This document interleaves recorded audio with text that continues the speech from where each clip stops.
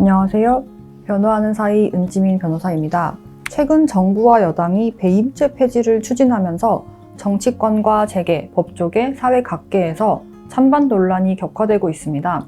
기업의 혁신적 경영을 제약하는 시대착오적 규정이라는 주장부터 특정 사건의 재판 결과에 직접적인 영향을 미칠 수 있다는 우려까지 배임죄 폐지 논의는 법률 문제를 넘어서 정치적, 경제적 의미가 복합적으로 얽힌 사안입니다. 오늘은 배임죄를 둘러싼 논쟁에 대해서 가볍게 짚어보도록 하겠습니다.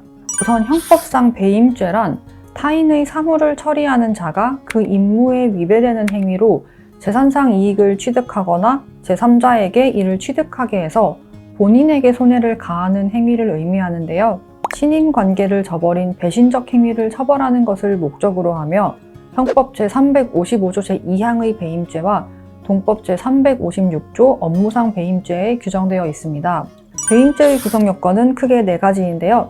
첫 번째, 타인의 사물을 처리하는 자입니다. 신임관계의 기초에서 타인의 재산을 보호 관리할 의무가 있는 자를 의미하는데요. 회사의 대표이사나 임원이 이 대표적인 타인의 사무처리자에 해당합니다. 두 번째로, 임무에 위배되는 행위를 해야 합니다. 임무에 위배되는 행위란 신임관계를 저버리는 모든 행위를 포함하며 법률행위, 사실행위, 자기, 부자기를 모두 포함합니다. 세 번째, 불법적인 재산상 이익을 취득하거나 제3자에게 취득하게 해야 합니다. 네 번째, 본인에게 재산상 손해를 발생시켜야 합니다. 이 재산상 손해에 대해서 우리 법원은 현실적으로 손해를 발생시키는 것뿐만 아니라 재산상 손해를 발생시킬 위험이 발생하는 것만으로도 배임죄가 성립한다고 보고 있습니다.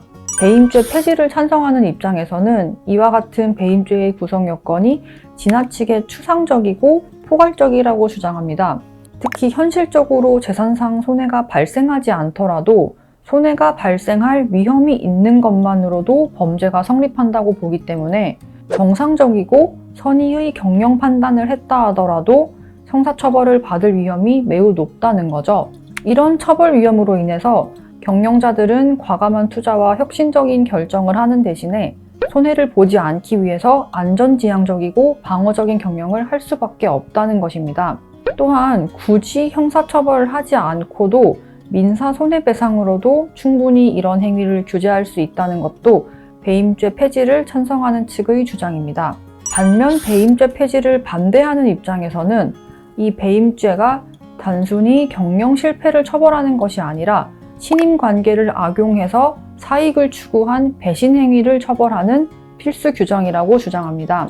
이미 우리 법원은 경영 판단의 원칙이라고 해서 경영자가 합리적 정보와 절차에 기초해서 회사의 이익에 부합한다고 믿을 만한 판단을 내렸다면 사후적으로 손해가 발생하더라도 형사 책임을 물을 수 없다는 원칙을 확립을 해두었기 때문에 선의의 경영활동은 충분히 보호하여 배임죄 폐지를 찬성하는 입장에서 말하는 것처럼 선의의 경영자까지 처벌하는 일은 없다는 거죠.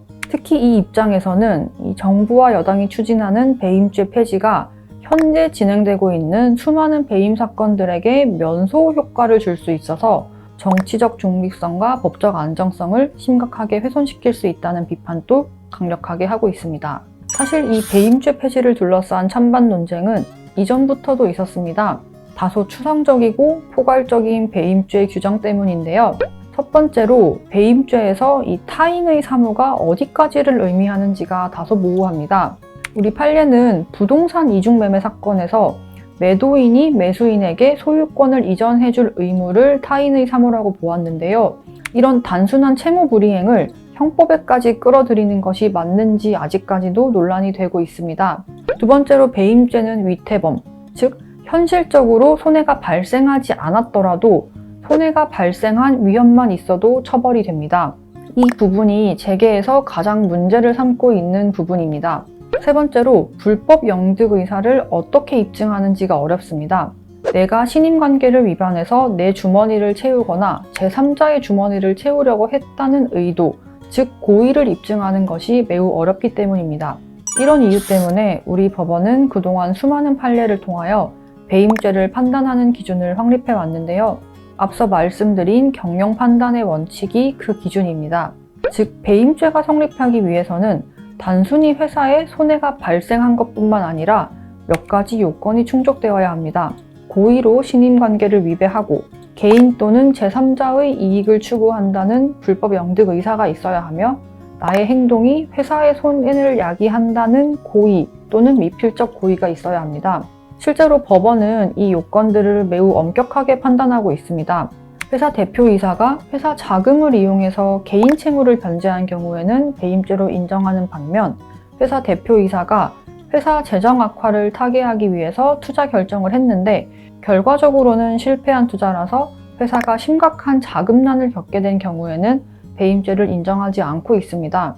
즉 실무에서는 무분별하게 배임죄가 적용되지 않도록 상당한 사법적 통제를 하고 있는 것입니다. 배임죄의 구속 여건이 다소 추상적인 것은 사실이지만 그렇다고 이를 완전히 폐지할 경우에는 회사 임원의 사익 편취 행위에 대해서 형사적으로 통제할 장치가 사라진다는 문제점이 있고 또 현재 진행 중인 수많은 배임 사건들이 전부 면소 판결로 끝나게 되어 법적 안정성을 심각하게 훼손한다는 문제도 있습니다. 기업 자산을 부당하게 유출하는 경우에 이를 견제할 수단이 없어진다는 문제도 있습니다.